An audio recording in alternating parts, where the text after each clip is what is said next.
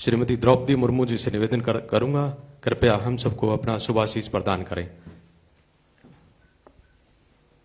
मैं यहाँ तो शुभाशीष प्रदान करना नहीं चाहती, मैं इनसे मिलना चाहती हूँ। मुझे बताया गया है कि यहाँ राज्य के डॉक्टर्स, आशा कर्मियाँ, एएनएम और यहाँ स्पोर्ट्स पर्सन सब आए हैं। मैं थोड़ा उनको जानना चाहती हूँ। डॉक्टर्स कौन कौन है मैं थोड़ा जानना चाहती हूँ। जी जी, कितने लोग हैं सबका पहले परिचय दीजिए, फिर मैं।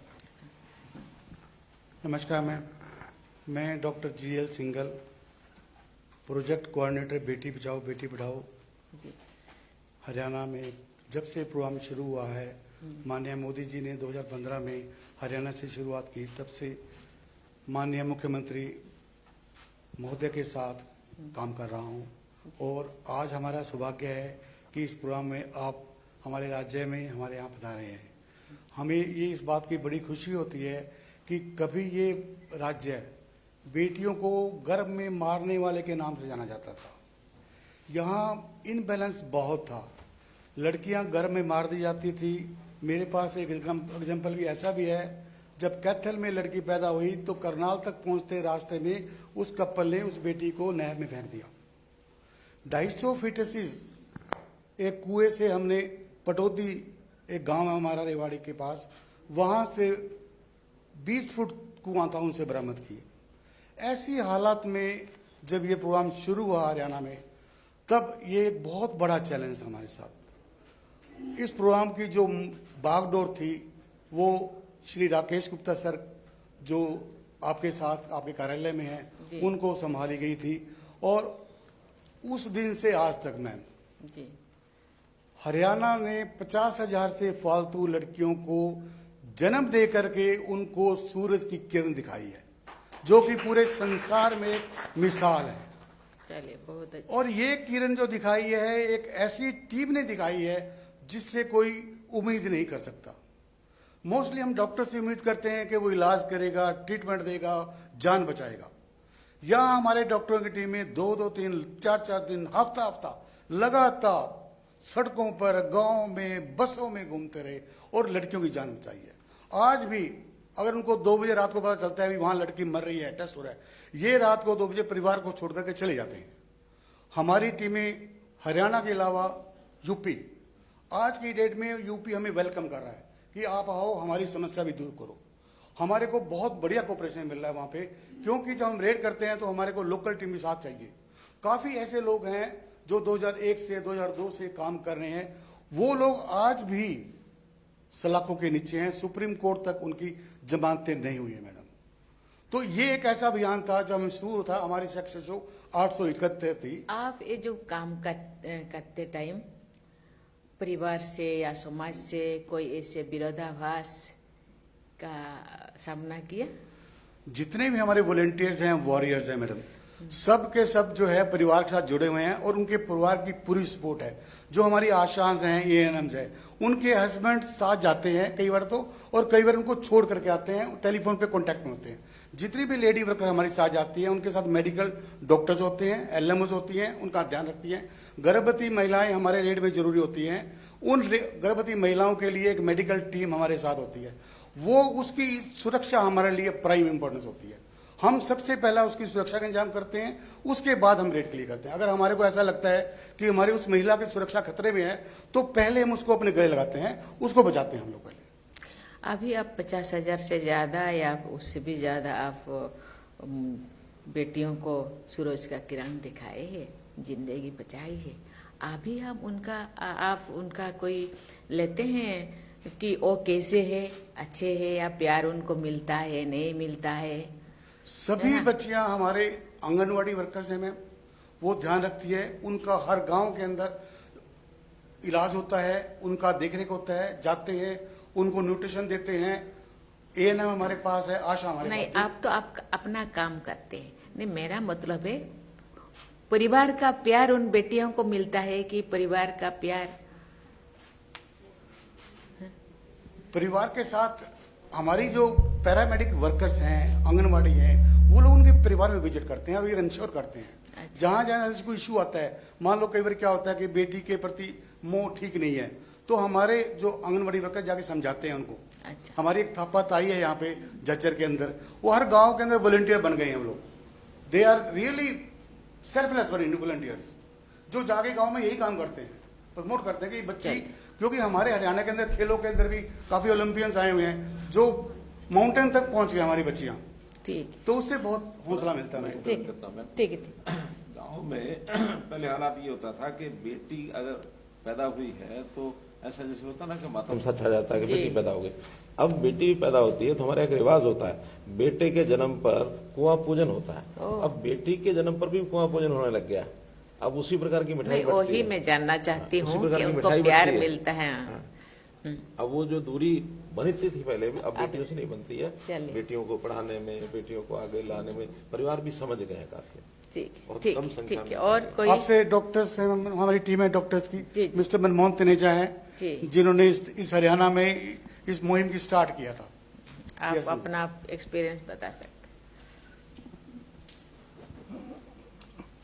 भारत की प्रथम महिला महामहिम राष्ट्रपति जी को मेरा वंदन। मेरा नाम मनमोहन तनेजा है। मैं हरियाणा राज्य का औषधि नियंत्रक हूं।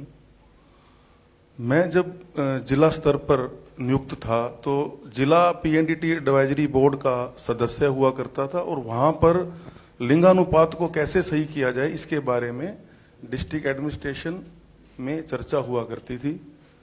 उस समय हमारे यहाँ अल्ट्रासाउंड केंद्रों पर लिंग जांच की हमें सूचनाएं मिलती थी।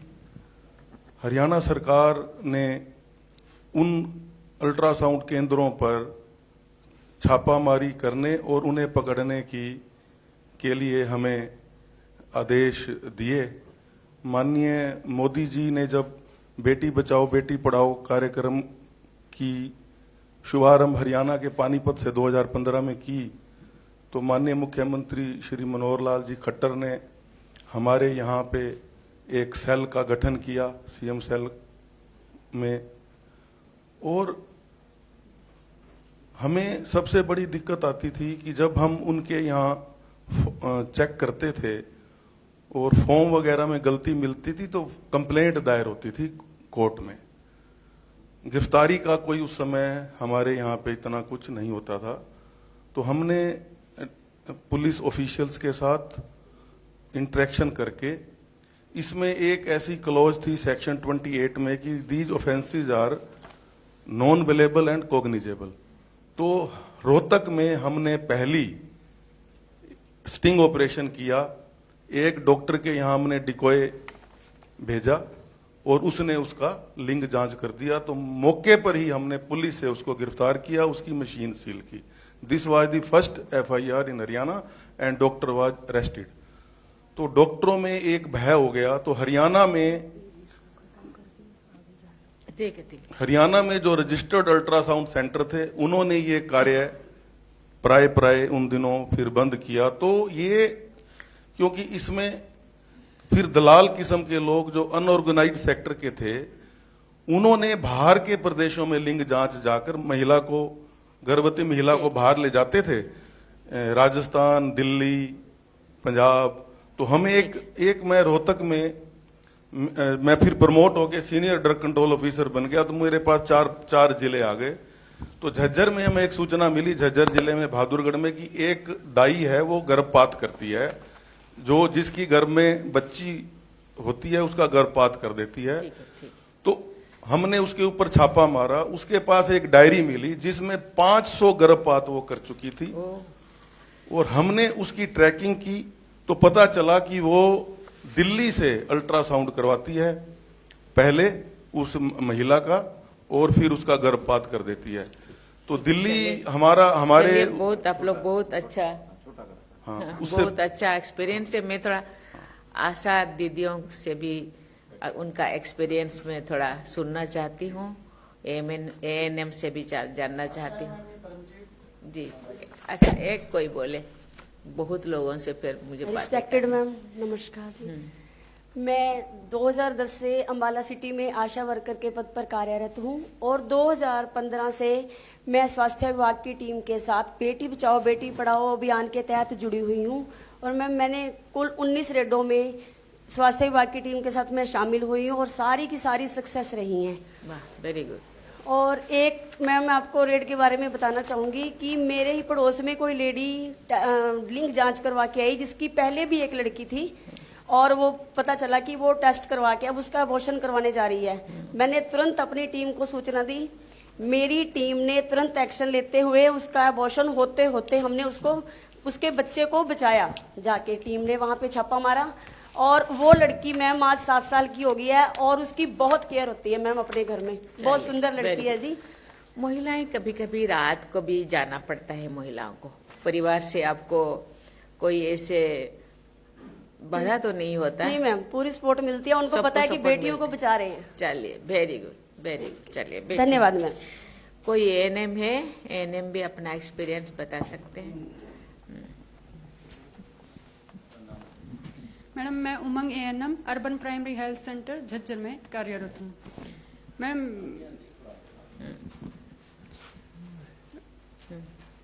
हाँ जी सर, ठीक, बताइए। मैडम, मैं पीएनडीटी की टीम के साथ मैं खुद डिकोई बन के काम किया है। 2020 में मैं प्रेग्नेंट थी और एक रेड में मैं जो इंटरेस्टिंग है वो बताती हूँ। एक रेड 3 दिन तक चली थी, उसमें मैं 3 दिन तक गेटअप चेंज करके एक ही दलाल के साथ अलग अलग जगहों पे जाना पड़ा था और तीसरे दिन रेड सक्सेसफुल हुई जो हरियाणा से यूपी में गई थी। उस रेड के अंदर 10 दलाल पकड़े गए थे, 4 हरियाणा के थे, 5 यूपी के थे और 1 नर्स पकड़ी गई थी जो अबॉर्शन करती थी। Thank you ma'am. चलिए, अच्छा, आंगनबाड़ी वर्कर आए हैं? अच्छा, आप भी थोड़ा बताइए, आपके पास तो आते होंगे बच्चे। हाँ, मैं करमजीत कौर, आंगनवाड़ी वर्कर, महिला एवं इधर बाल विकास आइए, वो विभाग। जो है ना आपका, हाँ, कैमरा आपके पीछे, इधर आइए। वाह, वेरी गुड। हाँ।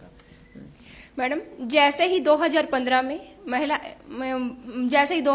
में बेटी बचाओ बेटी पढ़ाओ अभियान शुरू हुआ तो हमने इसमें बहुत से कार्य किए, जैसे महिलाओं की मीटिंग्स करी और जागरूक रैलियां निकाली, प्रभात फेरियां निकाली, औरतों को बुलाया, चार्ट बोर्ड बनाए और लोगो बनवाए बेटी बचाओ बेटी पढ़ाओ के, मंदिरों गुरुद्वारों मस्जिदों पर लोगो लगाए और जैसे हमारे स्लोगन थे, बेटी नहीं बचाओगे तो बहू कहाँ से लाओगे, कन्या भ्रूण हत्या पाप है, सिर पर देवी का शाप है, ऐसे ऐसे हमने नारों से लोगों को जागरूक किया। तो औरतों की हमने रूट लेवल से मानसिकता चेंज की, जिससे अब लड़की और लड़के में भेदभाव कम हो गया है मैडम। और पहले हमारे यमुनानगर की जेंडर सेक्स लेवल 818 था और अब बीच में 938 तक पहुंच गया है। वाह, वेरी गुड, धन्यवाद। ऐसे तो सभी के साथ मुझे तो बात करने के लिए मन हो रहा है, लेकिन टाइम का थोड़ा है पाबंदी, इसीलिए सबके साथ बात नहीं। मैं सबको धन्यवाद देना चाहती हूँ, आप इतना अच्छा काम कर रहे हैं। इसी काम को आप आगे भी आप बरकरार रखिए, क्योंकि बेटियां पहले तो देवी पौरी क्या क्या कहते, परियां होते हैं, देवी होते हैं, लक्ष्मी है ना, बुला करते थे। हम लोगों को तो बहुत प्यार मिला, लेकिन मुझे लगता है ये प्यारे होते हैं बच्चियां, उनको बचाना है।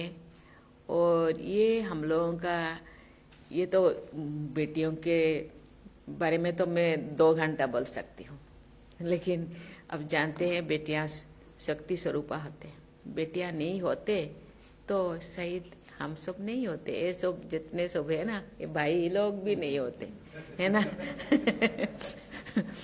मैं जानना चाहती हूँ कि ये जो बेटी को दुनिया में नहीं आने देना, ये माताओं का भी सहमति है क्या? है? हम दुनिया में नहीं आने देना कि हमें बेटियों को दुनिया में नहीं लाऊंगी, ऐसे माताओं का मनसा था कि ऐसे जबरदस्त? दोनों तरह के विषय हैं, दोनों तरह के विषय हैं। अच्छा, हाँ, कहीं कहीं तो परिवार में माताएं और यानी पति पत्नी दोनों की सहमति से होता है, कहीं कहीं माताएं विरोध करती हैं, लेकिन जबरदस्ती जो है पुरुष समाज जो है वो जबरदस्ती करता है हमसे। अच्छा हाँ, लेकिन अब वातावरण बदल रहा है, पुरुष भी अब ठीक होने लगा है कि नहीं अब बेटी हमको चाहिए, दोनों तरफ। देखिए हाँ महामहिम बताइए मैम को और सभी को मेरा राम राम। मैं दापाताई, गांव गोछी, नाम सुदेश है, और मैं 2015 से इस मुहिम के अभियान के साथ जुड़ी हुई हूँ। और मेरा ज्यादा इंटरेस्ट तब बना जब मेरे गांव की सेक्स रेशो 621 आई है। मेरे गोछी गांव की सेक्स रेशो का पता चला कि भी मेरे गांव की 1000 लड़कों पे 621 ही लड़कियां रह गई। तो मैंने ये बीड़ा उठाया और मैंने अपनी पहचान बनाने के लिए ड्रेस तैयार की, एक ये तैयार किया और ये अपनी यही लगाती हूँ। और मैं जहाँ भी जाती हूँ तो अपनी ये तैयारी में जाती हूँ तो सबको ये पता चले कि भी दापाताई आई हैं और ये क्या काम कर रही हैं। तो जहाँ भी ज़्यादा औरतें, जहाँ कीर्तन, सत्संग, शादी या कोई मीटिंग हो, वहाँ मैं स्पेशल जाती हूँ जी। और आशा वर्कर, एएनएम, आंगनवाड़ी, इन सभी बहनजियों को लेके मैं वहाँ जाती हूँ जहाँ बेटी का जन्म होता है। वहाँ पे थाली बजाना, जो भी लड़का होने के रस्म निभाई जाती है वो सारी हम उनके घर पे करवाते हैं जी। और ज़्यादा फोकस वहाँ रखते हैं जहाँ पे पहली बेटी हो, दूसरी गर्भवती हो, तो उनका बार बार घर जाके उनको समझा के उनको इतना समझाया जाए कि भी वो ये ना सोचे कि हमारे कभी पेट में दूसरी बेटी ना हो। और बेटियों के बचाने के लिए मेरा ये प्रयास रहेगा कि जब तक मेरे गांव में 1000 के ऊपर 1000 ही बेटी नहीं हो जाएंगी तब तक मैं दिन रात मेहनत करूंगी। और हमारे 1000 नहीं, आपके जिंदगी भर 1000 हो गया बस, ऐसे नहीं होना चाहिए। और मैडम हमने झज्जर जिले में जहाँ भी बेटियों की संख्या कम थी वहाँ पे 25 गांव में दापाताई बनाई हुई है और हम सब यही पुरजोर से मेहनत कर रहे हैं। और हमारा आज सेक्स रेशो 810 पहुंच गया जी। चलिए वेरी गुड, थैंक यू। ये शायद कैटेगरी खत्म हो गया। मैं थोड़ा स्पोर्ट्स पर्सन से पूछना चाहती हूँ कि अपना अपना कितने लोग हैं, थोड़ा खड़ा हो जाइए, खड़े हो। अच्छा आप आके थोड़ा, बहुत सारे हैं, ठीक है, बताइए, इधर आके बताइए, यहीं में आके बताइए।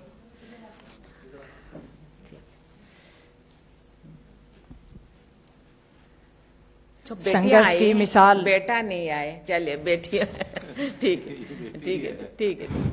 मैं लड़की हूँ मैम। नहीं ऐसे नहीं, मेरा मतलब है सभी बेटियों को आप बुलाए हैं, बेटा जो स्पोर्ट्स पर्सन उनको नहीं बुलाए, वही मेरा मतलब है। चलिए ठीक है। संघर्ष की मिसाल द्रौपदी मैम, आपके जीवन से मैंने बहुत कुछ सीखा है। आपने जो जीवन में पारिवारिक परिस्थितियों से आपका जो जीवन बहुत ही विपरीत रहा है और सामाजिक पृष्ठभूमि में जब मैं आपके बारे में पढ़ती हूँ, राजनीतिक कैरियर भी, आप हम सबके लिए प्रेरणा हैं।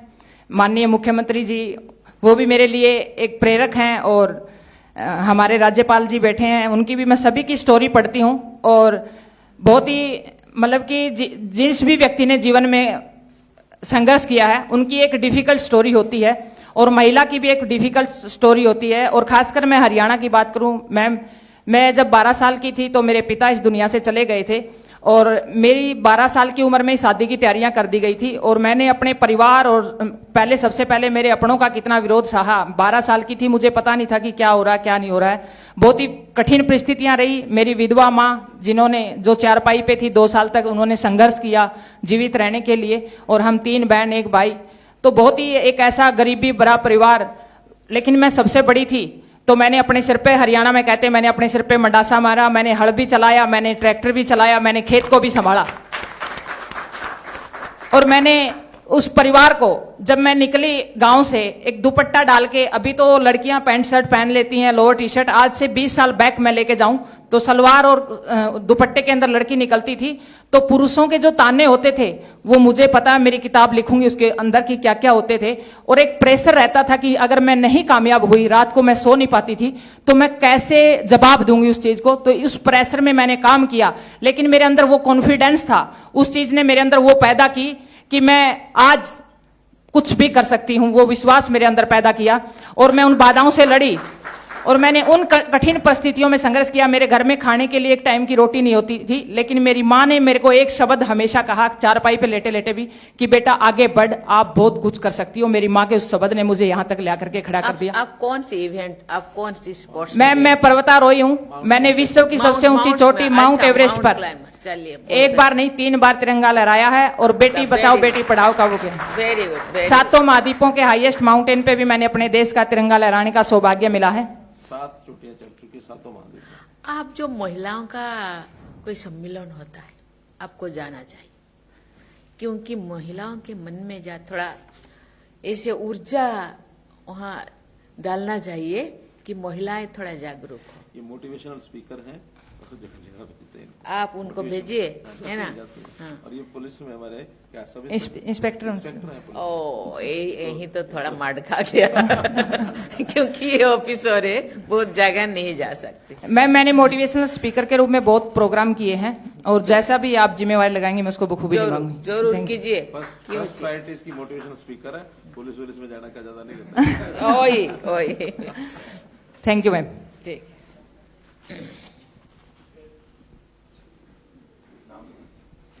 नमस्ते मैम, मेरा नाम पूजा सिहाग है। मैं गांव सिसाई सार से बिलोंग करती हूं, और खेल कुश्ती में मैंने अभी 2022 राष्ट्रमंडल खेलों में ब्रॉन्ज मेडल जीता है। मेरा कुश्ती का दौर, मेरे पापा का सपना था मेरा रेसलर बनना, कि गांव से बेटी को निकाल के, ताकि मेरे पापा के लिए थोड़ा तालीम, ताकि मेरे को देख के और भी पेरेंट्स अपनी बेटी को बाहर निकाले। फिर आज से 1 साल पहले मेरे पापा दुनिया छोड़ के चले गए। फिर मेरी माँ ने वो सारी चीजें संभाली, और जैसे ये बोला जाता है कि लड़कियां लड़कों बराबर नहीं होती, कमजोर होती है, लेकिन जब पापा गए तो मैं इंडिया से बाहर कंपटीशन खेलने गई हुई थी। मेरी माँ ने पापा के उसी रात मेरे से फोन पे ऐसे बात की जैसे कुछ हुआ ही ना हो। बाद में मुझे जब पता चला, हादसा हुआ क्योंकि मैं आ नहीं सकती थी, कोविड में टिकट्स नहीं हुई मेरी, तो तब मेरे को फील हुआ कि मेरी माँ कितनी स्ट्रोंग है। और उन्होंने वो सारी चीजें मेरे से 9 दिन ऐसे बात की जैसे कुछ हुआ ही ना हो। तो मैं मानती हूँ कि महिलाएं बहुत स्ट्रोंग होती है। और अभी मैंने 3 महीने पहले, जैसे मेरे हस्बैंड एक्सपायर हो गए, वो हादसा देखा। फिर आज मेरी माँ मेरे को फिर से बोलती है कि तूने तब भी तो किया था, अब भी कर सकती है। हार मान के घर बैठेगी तो कोई देख के नहीं सीखेगा, अगर तू आज भी आगे बढ़ेगी तो फिर तेरे को ये देख के कि हाँ उस बेटी ने भी तो किया है, मैं भी कर सकती हूँ। सभी माओ के लिए, क्यों माँ कहते हैं ना, सभी माओ के, है ना? माँ में कितना शक्ति है ये बताना चाहिए, है ना? माँ शक्ति स्वरूप होते हैं, है ना? चलिए, thank you. Thank you.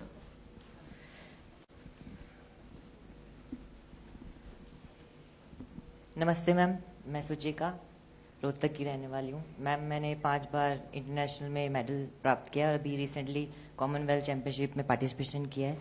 Ma'am मैं एक मिडिल क्लास फैमिली से बिलोंग करती हूँ, और हम 4 बहनें हैं, 1 भाई, और हम चारों बहनें जूडो करती हैं। मेरे मम्मी पापा ने मुझे और हमें बहुत सपोर्ट किया है कि आज हम इस मुकाम पे पहुँचे हैं यहाँ पे। और मैं सभी पेरेंट्स से ये रिक्वेस्ट करते हुए अपने बच्चों को सपोर्ट करें, खास करके लड़कियों को, जैसे हमारे माँ बाप ने किया हमें, और कभी भी हमने किसी से कम नहीं सोचा, और हमारे जैसे आगे बढ़े, वो हमसे भी ज्यादा देश का नाम रोशन करें। Ma'am thank you. मैम शादी हो गया है? Yes ma'am.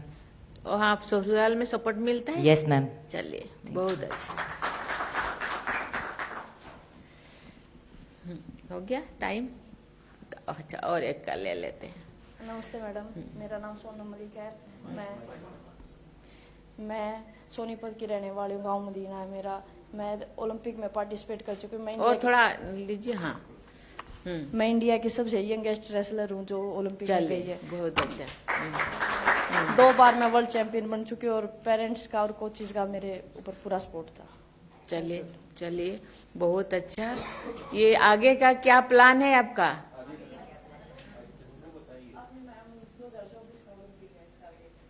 अच्छा, चलिए, बहुत अच्छा। बहुत, मुझे बहुत अच्छा लगा, क्योंकि अभी हमने देखा कि महिलाओं में कितना ऊर्जा है। वो ऊर्जा को केवल फैमिली के अंदर सीमित नहीं होना चाहिए। ये ऊर्जा पूरा देश भर में, दुनिया भर में, ये तो दुनिया तो देख रहे हैं, लेकिन हम क्यों नहीं देख पा रहे? दुनिया लोग हरियाणा के महिलाओं का ऊर्जा को देख रहे हैं, लेकिन हम लोगों को भी देखने की जरूरत है। महिलाएं कमजोर नहीं है, इसीलिए महिलाओं को भी आगे आना चाहिए। महिला और पुरुष दोनों साथ चलने से ही देश आगे बढ़ेगा, परिवार तो आगे बढ़ेगा, समाज आगे बढ़ेगा, देश भी आगे बढ़ेगा। इसीलिए किसी को कमजोर नहीं समझना है, दोनों को स्वागत करना है, दोनों को सपोर्ट करना है। मैं तो कहती हूँ तो महिलाओं को ज्यादा सपोर्ट करना चाहिए, क्योंकि महिलाएं समाज के व्यवस्था के अनुसार दूसरे जगह जाना पड़ता है, दूसरे लोगों को फेस करना पड़ता है, बहुत सारे कैरेक्टर को अपनाना उनको पड़ता है। इसीलिए वो ज्यादा और बहुत सारे चैलेंजेस, बहुत सारे ऑब्स्टैकल्स को फेस करना पड़ता है। इसलिए उनको ज्यादा से ज्यादा स्ट्रांग बनाना चाहिए, उनको कमजोर बना के उनको अकेला छोड़ देना नहीं चाहिए। इसलिए सबको केवल बेटा को सशक्त बनाओ अपने लिए, ऐसे नहीं होता। बेटी को भी सशक्त बनाओ समाज के लिए, देश के लिए।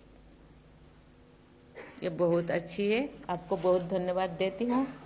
इसी तरह आप अपना काम बनाए रखें, आपको भी धन्यवाद। थैंक यू, बहुत बहुत धन्यवाद।